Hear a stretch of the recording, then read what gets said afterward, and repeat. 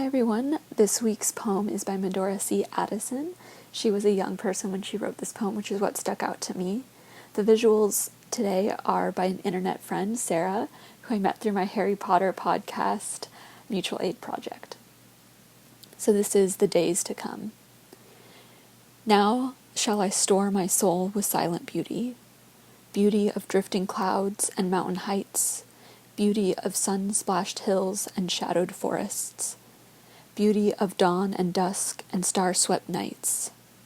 Now shall I fill my heart with quiet music, song of the wind across the pine-clad hill, song of the rain and fairer than all music, call of the thrush when twilight woods are still. So shall the days to come be filled with beauty, bright with the promise caught from eastern skies.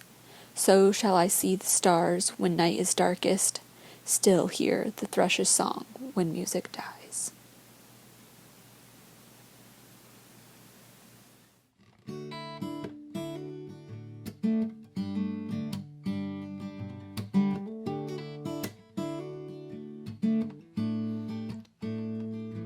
I grew up in your churches, Sunday morning, evening service, nailed in tears at the foot of the rugged cross. You taught me every life was sacred, feed the hungry, clothe the naked. I learned from you the highest law is love. And I believed you when you said that I should trust the words in red to guide my steps through this wicked world. And I assumed you'd do the same, so imagine my dismay when I watched you lead the sheep to the wolves. You said to love the lost, so I'm loving you now. You said to speak the truth, so I'm calling you out. Why don't you live the words that you put in my mouth? May love overcome and justice roll down.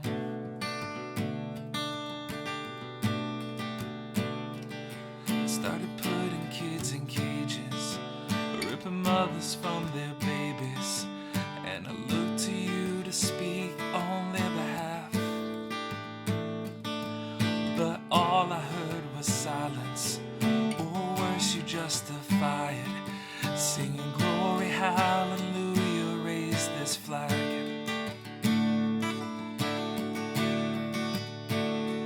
And then your fear, it turned to hatred, and you baptized it with language torn from the pages of the good book.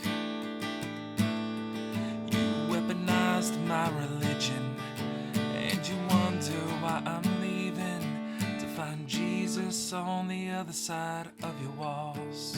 And you said to love the lost, so I'm loving you now.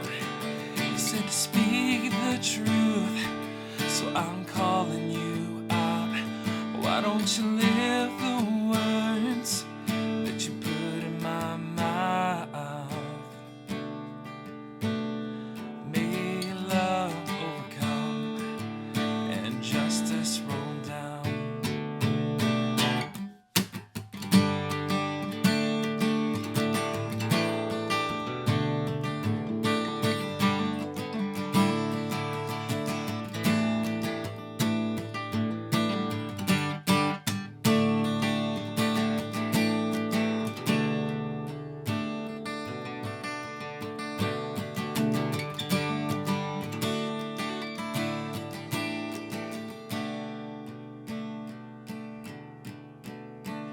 Come home, come home.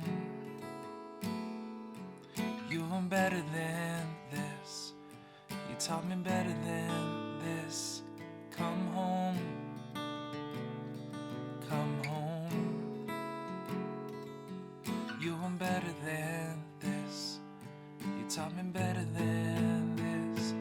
Come home, come home.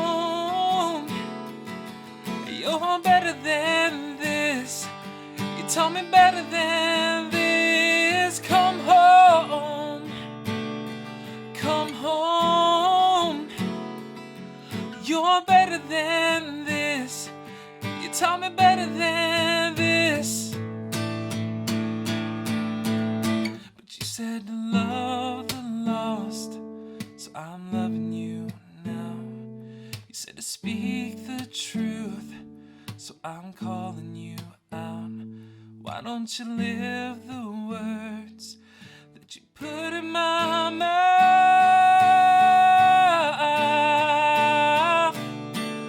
May love overcome and justice roll down. May love overcome and justice roll down. May love overcome and justice roll down.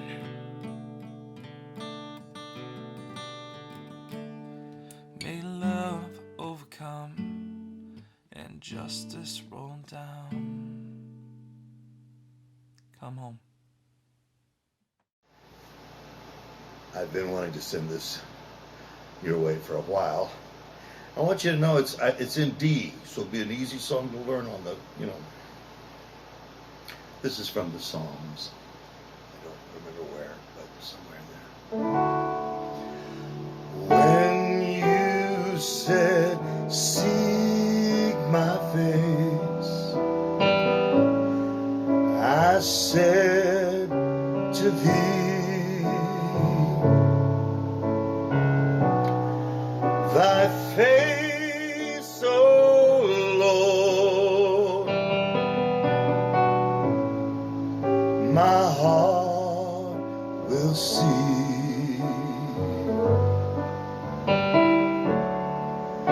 to see your beauty. Show me your beauty. Hide not thy face from me. Show me your beauty.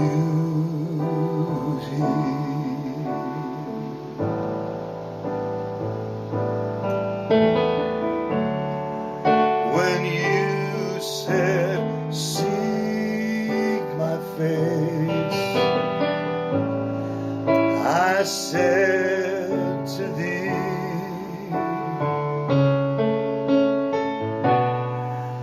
thy face, O Lord,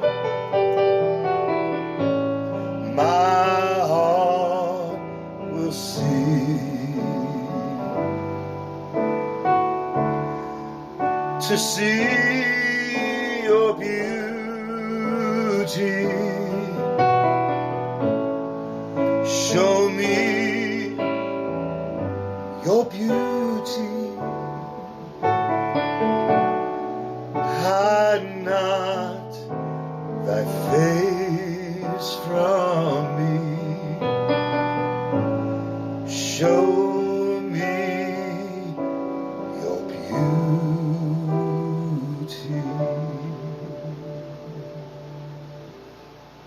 Peace.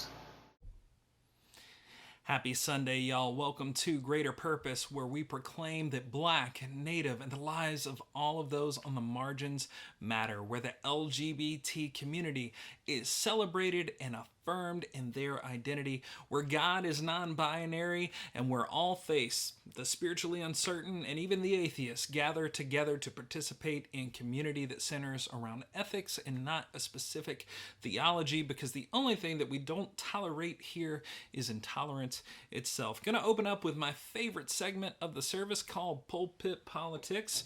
Before we do, if you haven't gotten yourself an adult beverage yet, do so. I utilize this quite often, so you will see me reach for it a few times during the service. We're continuing our conversation about biblical kings this week, and if you are joining us for the first time, I should probably summarize what this conversation's been about. Basically, the previous conversations we've had regarding Israel's monarchs revolves around this concept that ancient Israelites once believed, and it's this: that absolute power corrupts absolutely. But now we are seeing that the Israelites are transitioning into a monarchy, and we're seeing how that probably wasn't the best idea.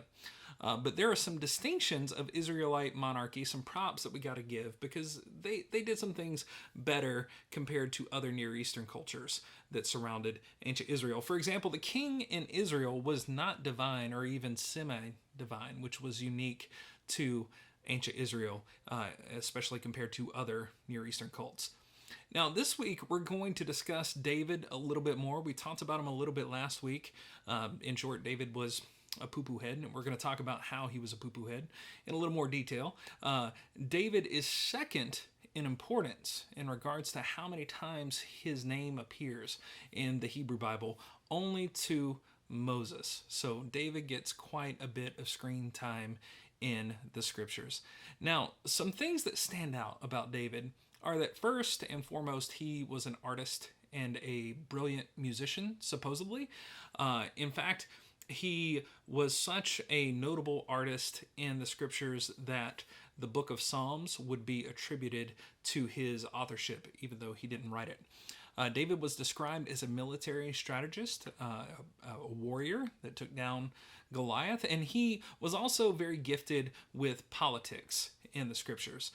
David secures a governing capital of Jerusalem, and he does so through military conquest. He also creates symbols of the monarchy so their kingdom can be recognized by surrounding societies, and he centralizes the worship center of the Israelites by designing at least the conceptual design for their future temple.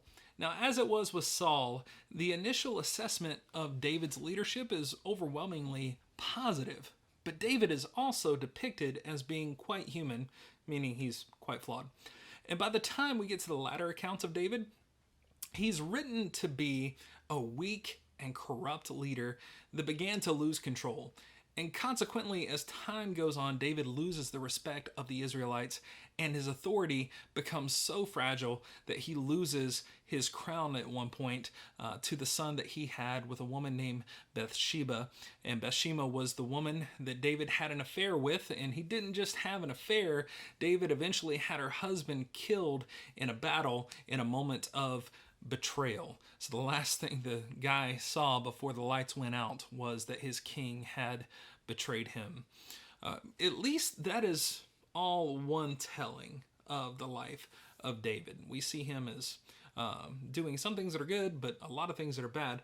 But in other books, like the Book of Chronicles, David's character is cleaned up quite a bit, and there's a significant amount of editing that went on. There's not even a mention of Bathsheba at all. Now, doctoring history is not that unusual. I mean, this was America, right? Like, sugarcoating our nation's atrocities is literally our middle name. For example, if you don't believe me, do you know how many Americans did not know about the Tulsa massacre that was portrayed in the HBO Watchmen series? Like, there's a significant amount of people that still think that's fictional, a fictitious element of that story. It actually happened. If you've never heard of it, Google it. And that just atrocious instance is just one of countless examples of evils throughout Americans' history. And speaking of historically augmenting the truth, enter King Solomon. Now, the most prosperous leader for Israel mentioned in the Hebrew Bible is King Solomon, who was the son of David and the result of his affair with Bathsheba. And under Solomon's rulership, supposedly Solomon vastly expands their trade, so their import and their exports of goods goes up substantially under Solomon's leadership. Solomon expands and fortifies their military. Solomon makes significant political allegiances through marriage, and Solomon erects massive architectures for both temple and state, according to the Hebrew Bible. But factually and historically, that almost certainly didn't happen. It's most likely that Jerusalem was a very small town, and it didn't even grow significantly in population until about the 8th century. Israel was likely the most prominent power in this region, though, during the time of Solomon, but compared to other ancient civilizations like Egypt or Mesopotamia, Jerusalem, Israel at the time was relatively insignificant. So once again, we see an embellished account historically in the scriptures, and that was definitely something that the authors did quite often. If you're joining us for the first time. Now, Solomon is also praised in the narrative of his life as being incredibly wise, so much so that later authors will attribute the creation of the books of Ecclesiastes and Proverbs to Solomon. Again, he did not write those books, but the authors of those books make it seem like he did. He also is credited for creating the temple on Mount Zion that David conceptualized. And Solomon is also known for one other thing in the Hebrew Bible. He is the playboy of the scriptures. He had 700 wives and 300 concubines. And one thing that's kind of a funny fact is evangelicals tend to use the scriptures about Solomon to depict this like notebook type romance in the scriptures between one man and one woman. That's not what's going on. Songs of Solomon is the sexual escapades with Solomon and his 700 wives and 300 concubines. Now, those numbers, needless to say, are probably exaggerated. At least I hope they are. Because as a straight cisgender dude, initially, in theory, it sounds awesome to have 1,000 different partners, right? But 1,000 different partners, y'all? There's only 365 days in a year. I'm going to let y'all do the math on how that works out. But there is not a man alive that could keep that many partners satisfied except maybe Idris Elba and Jason Momoa, only because they satisfy people just by turning on the TV and looking at them. And you know what's crazy? Like, it's Friday right now, and from Sunday, I just heard all the moms say, yeah, y'all need Jesus. But anyway, just kidding. For the rest of us, that's impossible, right? So it's probably an exaggerated number, and there's a reason for that. Because contrary to our initial reaction upon hearing Solomon's vast number of partners, those relationships were not actually intended to portray Solomon as someone to be revered or to be jealous of. It was actually something that was intended to stoke a negative reaction within the reader. Now, why is that? Because Solomon was also said to have adopted his harem's gods and their cults as well. I don't know if you remember a few weeks ago, and if you're new, of course you wouldn't, but we talked about the Deuteronomic editors and authors and how they would have objected to having a marital partner that worshipped a foreign god. And it said that Solomon erected temples for all the foreign gods that his wives and concubines worshipped. So this greatly exaggerated tale of Solomon's pagan wives may actually indicate that at one point in the history of the Israelites that they may have tolerated different cults in their land before the 9th and 10th century, and eventually they just disagreed with that practice. So maybe they are using Solomon as a tool to shame that former practice in their past. But in short, in summary, it would appear that Solomon was a corrupt ruler. He was a religious extremist of some kind. He was a devout and unbridled capitalist, and he was an extreme pervert. All right? If you don't know what that's like, Google the State of the Union address, and you will see what that kind of rulership looks like, because that's pretty much what we have. And like our current president, Solomon makes decisions in the text that are in the interest of cultivating classism and selfishness. And Solomon is so despicable, he's actually the first to institute actual forced labor for the Israelites. Whereas before, slave labor in the Torah was more like indentured servitude. It was only utilized if a debt was owed, and it could only be utilized for 7 years, and it can also only be utilized if the master treated his indentured servants well. If the master abused a slave in the Torah, then they were immediately forgiven of all of their debts. Now, don't hear what I'm not saying. All right, that is far from an ethical practice either. The point is, Solomon just made it that much worse. Now, as we continue to read, we clearly see that the monarchy was probably a bad idea, because where once the tribal directives of the Israelites declared that there would be no king over Israel and they should all be treated equally and ethically, now we see this king, Solomon, creating infrastructure that fosters the tenets of capitalism. And being in a nation that claims to be a Christian nation today, but simultaneously embraces nationalism and capitalism and exclusion and xenophobia, when the Gospels reject every one of those atrocities, it kind of helps us relate to the struggle that the Israelites depicted in the story would have had with Solomon. And yet, because of this, one would think that the preceding literature that mentions David and Solomon would denounce their evil behavior. But what they do is they actually just ignore their character flaws or excuse their character flaws entirely. And for the life of me, I couldn't figure out why. And that's probably because these are centuries old tales written by centuries upon centuries old authors. So we can't speak to their intent. But one thing that comes to mind for me is that humans are attracted to power, no matter how dangerous the ones who wield power are. Look no further than Trump and his army of just zombie-like devotees that can never acknowledge his constant evils and consistent idiocy. I mean, this tyrant turd could commit a war crime, and within 24 hours, his supporters would have chalked his nefarious activity up to fake news. And I can say that hypothetically because that has actually happened. And the right is not the only one that's guilty of being attracted to power, by the way, or excusing problematic behavior of powerful leadership. I mean, look no further than Joe Biden.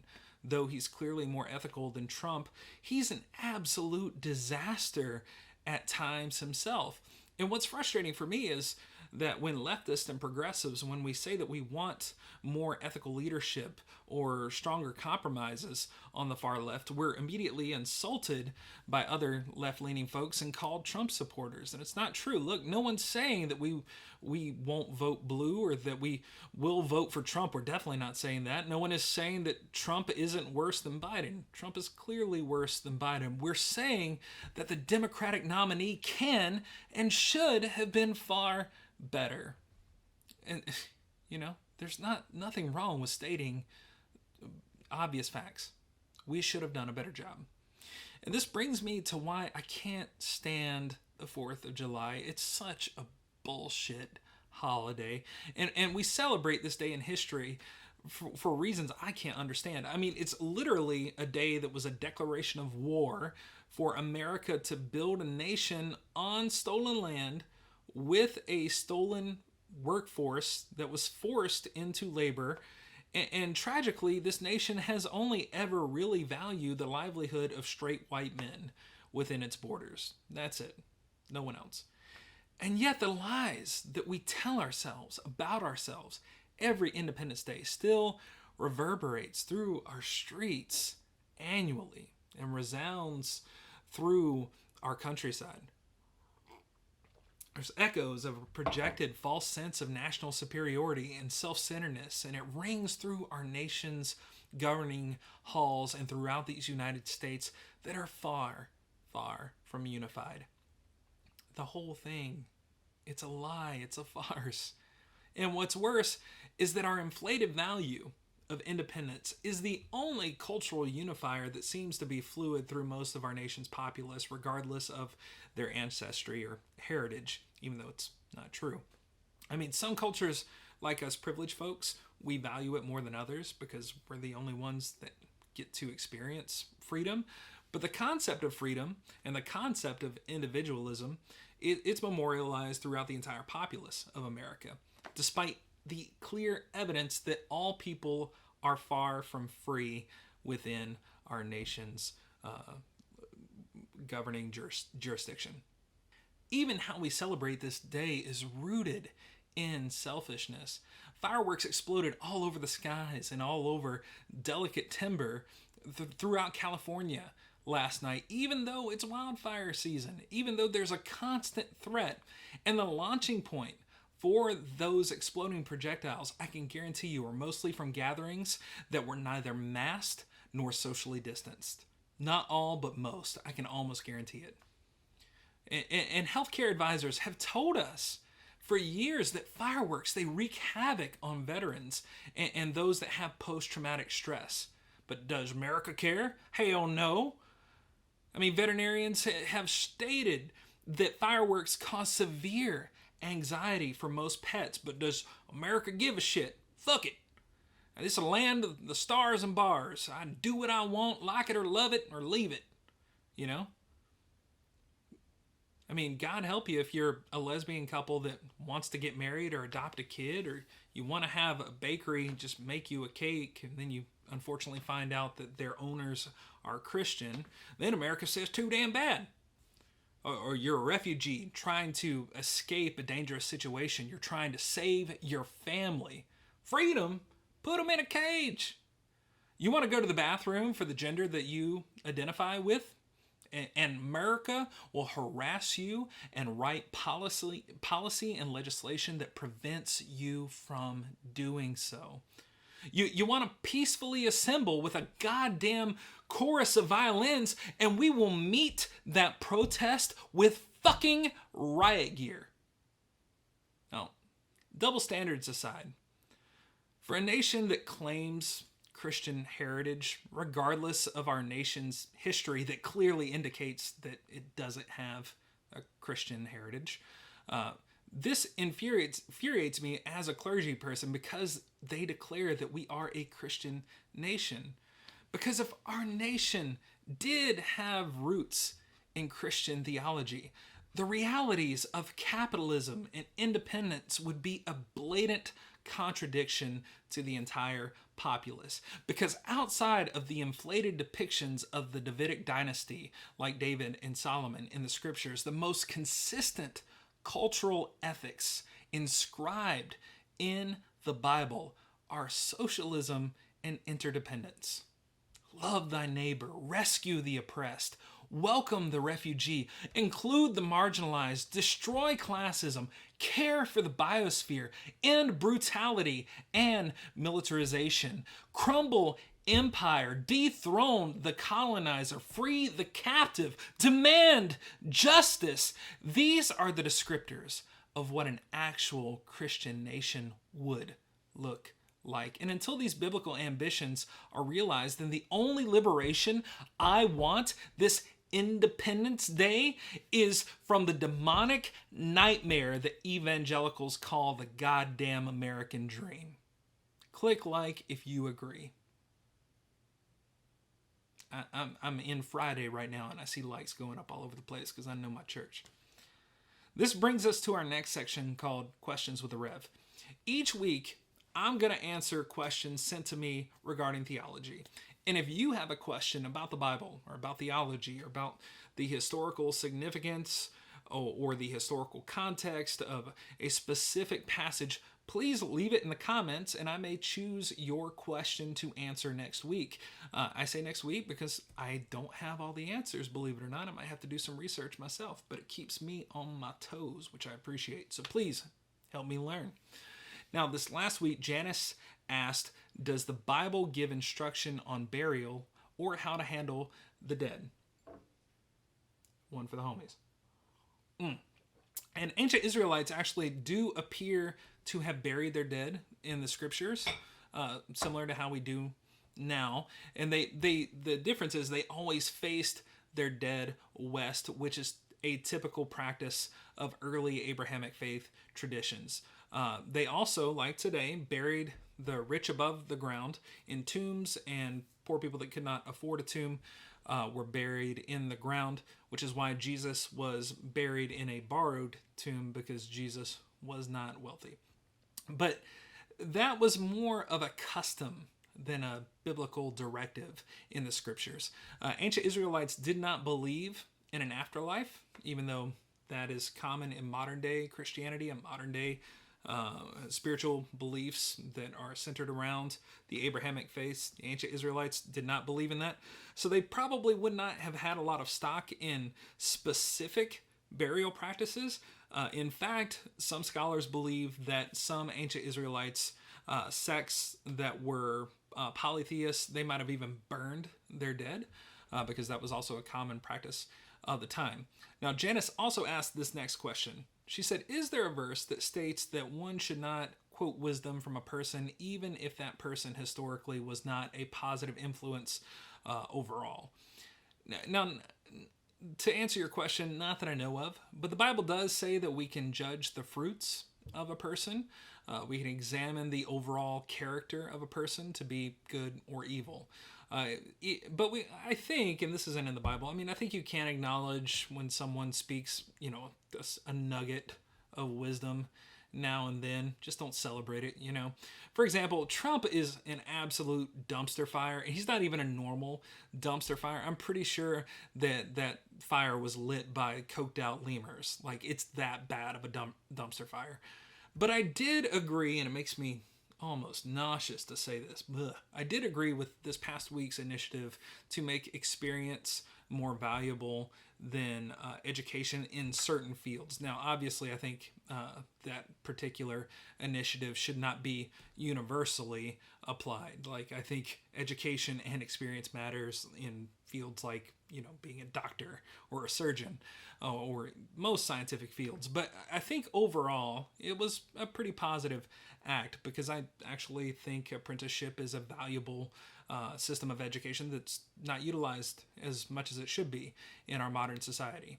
But that is a single act, and based on his current fruits, he is likely doing this with ulterior motives, like trying to get elected again. So if we inspect the rest of Trump's fruit, we can see that his tree is absolutely diseased. Even if we found a singular shiny apple in the midst of the shade that he cast. All right, that's going to conclude our sermon this week. And until next week, may the revolution of Jesus go with you wherever it may send you. May it guide you in healing this wasteland and protect you through the storm. May it lead you through the world seeking the justice it demands for you and others. And may it bring you home preparing to continue love's mission beyond your doors. Grace and equity to you.